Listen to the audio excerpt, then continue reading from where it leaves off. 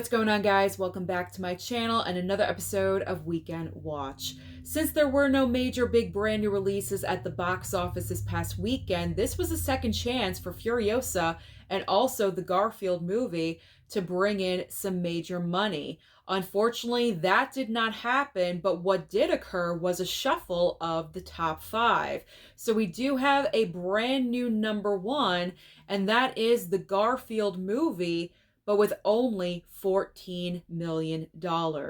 I honestly feel like a broken record at this point. I feel like every single Sunday when I sit down to talk to you guys and to bring you these weekend numbers, it is just disappointment after disappointment. And I'm really getting sick of it. I'm hoping that the month of June is going to 180 everything and flip everything around, because I am just so tired of seeing low numbers. In past years, when I'm reporting about Weekend Watch and the summer box office, I'm used to $100 million weekends, 50, 60, 70, $80 million, but 14 million at number one in weekend number two is abysmal. It's getting really bad. Now, I know in last weekend's video, I was mentioning that there are a variety of reasons, not just one reason, but many different reasons as to why people are just choosing not to go to the movie theaters anymore. But I think a major reason for the month of May in particular is that maybe people are just not interested in going to see these movies. Because really, the movies in the top five that we have, the only film in the top five that is performing well is Kingdom of the Planet of the Apes. This movie, this past weekend, I believe crossed over $300 million worldwide. And by the end of its run, will probably land between 350 and 400 million, as I mentioned, I believe, in the debut weekend of that film. So that's going to be a box office success. But the other four movies in the top five, it just seems like no one is interested in. Also, I think a major problem in the month of May was oversaturation. There was just way too many brand new released movies. I really question why Hollywood, the studios, choose to do this, because it feels like by the time we get to the end of summer in August, it's a ghost town. There's hardly any brand new films coming out in August because every studio wants to jam pack the early months of summer in May and June. But this year, the month of May was absolutely crazy, jam-packed with brand new releases. In fact, one weekend, there was 5 brand new movies.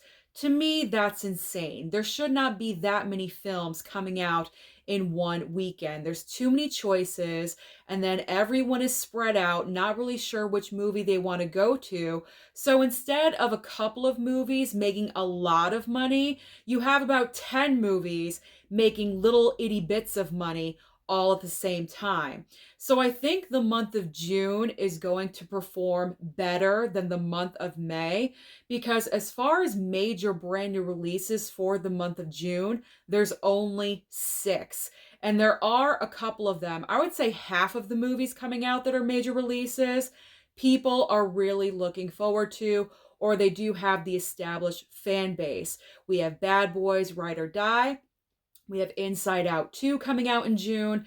And also at the end of June, we have A Quiet Place Day 1. And those previous movies in the Quiet Place franchise have made a lot of money. So I think the month of June will be on the up and up. Hopefully this coming weekend, this time next Sunday, there's going to be a smile on my face rather than frustration. I just want to be done with the month of May with the box office and just have a clean slate. We need different movies that people actually want to see so I can report some decent numbers. So comment down below and let me know your thoughts about everything I just said. Do you agree with me? Is it the movies themselves? All right. That was a lot of information I just said at the top of my head. I did not rehearse that at all whatsoever. I think that came across pretty well. So now let's talk about the rest of the top 5. In second and third place, Furiosa could not even land in second place. Furiosa got kicked to third place in her second weekend. So in second place is If. If barely nudged out Furiosa with 10.8 million, and third place is Furiosa with 10.7 million. Now, when it comes to Furiosa, worldwide total as of 2 weekends right now, I believe it's sitting worldwide at about 114 million. It's not good. It's not looking good, people. I'm officially declaring Furiosa an epic fail. And the reason for this is because I know you're going to say it still has legs. It's going to happen. I don't think it is. In its second weekend, it's only making $10 million. It's never going to happen. This movie had a budget of, I believe, about 150 or 60 million dollars. That's not even including marketing and advertising, which they were doing like crazy for this movie. But for some reason, people are just not responding to this film. Maybe the sequel came out just too late after Fury Road. It's about a decade in between. Maybe that was too much time. Maybe because they don't have a Max character they didn't want to see. There's all different reasons as to why this movie is not performing. I went and saw the movie this past week sometime. I think I went on Tuesday afternoon. I enjoyed it. It's not as good as Fury Road. That I totally agree with. But it's not a bad movie. It's a good movie. Chris Hemsworth plays an amazing villain in this film. He's actually better than Anya Taylor-Joy as Furiosa. I got to admit that. So if you want to go and see Furiosa, I say go and see it to see Chris Hemsworth, because his performance in this film is definitely worth going to see. I just hate seeing this movie fail because it was one of my most anticipated of the year. I gave it a 3.5 star. There were some issues I had with the movie, which I will talk about in a separate video. So look forward to that in a couple of days. But man, Furiosa, I gotta label it an epic failure. All right, fourth and fifth place. Fourth place goes to the only movie performing well right now, which is Kingdom of the Planet of the Apes, bringing in 8.8 million. And rounding out the top 5 is The Fall Guy. The Fall Guy is not letting go. Even though you can stream this at home VOD, people are still supporting this movie in theaters. I kind of think what the studio chose to do to release it so early on VOD kind of backfired. Well, maybe in their favor, it backfired a little bit, because I feel like people were saying, what? After 17 days, it's on VOD? Let's go support it in the theater. Because after 2 weeks of this movie being available at home, people are still going to see it in the theater. So that is some support right there for The Fall Guy. So Fall Guy brought in 4.2 million. So what is new at the box office this coming weekend? We have 2 major brand new releases, one of which I already mentioned, which is Bad Boys Ride or Die. We also have a brand new horror film called The Watchers. Now, this movie is produced by M. Night Shyamalan and directed by his daughter. So that's a great option for everyone. Nice counter programming. You have a great action film, a part of an established franchise, and you also have a horror movie. And it's great to have. Probably it's going to be a good horror film because it is coming from the house of Shyamalan, because the last horror film we got, The Strangers Chapter 1, did not really deliver, at least in my opinion. So I'm happy we are getting another horror film so quickly. Now the question is, how much money is Bad Boys Ride or Die going to bring in? Because if I were to guess right now, I would just assume Bad Boys Ride or Die will be number 1, but how much money? Because this is the first major brand new release of Will Smith in theaters since the slap situation at the Oscars. So has it been enough time because it's been a couple of years, or are people still holding a grudge against him? So opening weekend for Bad Boys 4 is going to be extremely important. I'm going to predict, because I think people are going to show up for this movie. They want a good action movie, The trailer for the film is strong, and I really do think people are going to show up for this one.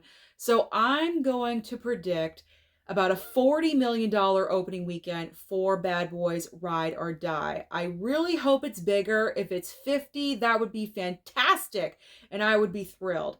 But I'm going to be a little bit conservative and say 40 because there is a large fan base for this franchise. People love Will Smith and Martin Lawrence together. They're kind of comedy gold together. So it's been a couple years since we had the last movie. I think people are really excited for the next installment. So I think people have had time to get over the slap. So I think people are going to go. I'm going to go. I had my feelings about Will Smith, but I can put it aside. I can put it aside and go and see a great, fun action film. So that's what I'm going to do this weekend. Which one of these movies are you going to see this weekend? Bad Boys or The Watchers?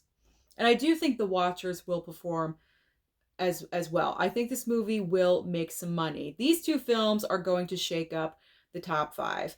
All right, let's move on to streaming. I'm just a chatty Cathy today. Let's move on to streaming because, as I always say, there's always options on streaming for you. And over on Netflix, we actually have a film that dropped yesterday.